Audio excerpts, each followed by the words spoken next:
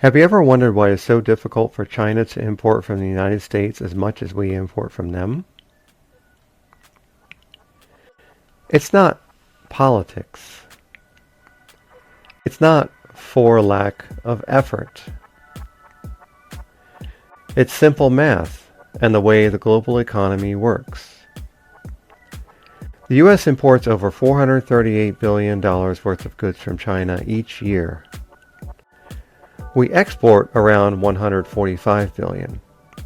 That's a $288 billion gap, a gap that can't simply be forced closed.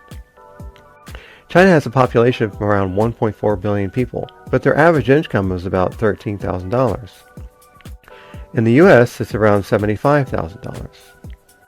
That means Americans buy more. That's just economics, not policy failure. Global trade has made the world wealthier. The Silk Road, shipping empires, container ports. Each step connected us further. Cheaper goods, more choices, global cooperation. Trade works because we each do what we do best. In 2001, China joined the World Trade Organization. In just 20 years, its economy grew more than tenfold. And more than 800 million people were lifted out of extreme poverty, according to the World Bank. The greatest poverty reduction in human history, powered by trade. The U.S. is mostly a services economy: education, healthcare, finance. These can't be packed in a box and shipped. China still builds more things: cars, electronics, parts, and it has a labor force to keep up. That's why the numbers will never be equal. While we also build things, we rely on parts coming from other countries as well. Many will argue that some American communities were abandoned as jobs were shipped overseas. All of this is true, and it's also true that Chinese people had nothing to do with it. The issue with trade isn't that trade makes us poor. In fact, it's the opposite. As Warren Buffett once famously stated, a rich family takes care of its own, and the U.S. should too. Trade has never been the problem.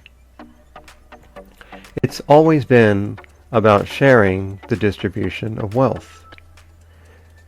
Tariffs may sound tough, but they often backfire.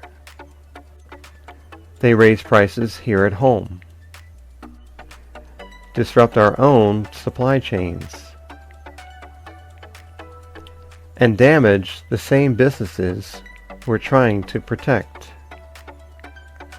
Here's what we risk. China isn't just a supplier. It's also a market with 1.4 billion potential customers. And they love American brands: Nike, Apple, Disney. But brands need goodwill.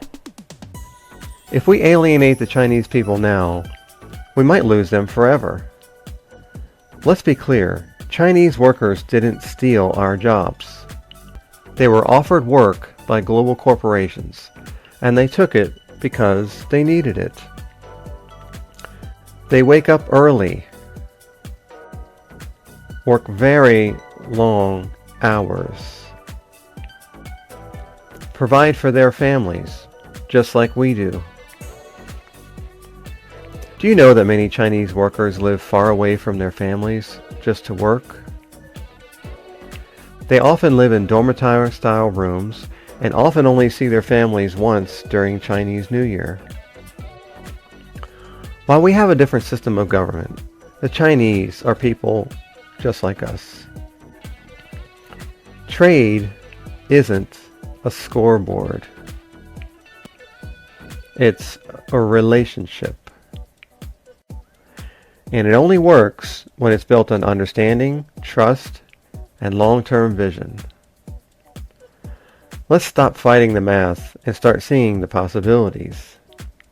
Trade is not about balance. It's about opportunity. Lately, we have been banning more and more of Chinese-made products which compete with ours, while at the same time criticizing them for not being like us. Is this how to win them over? What are we really concerned about?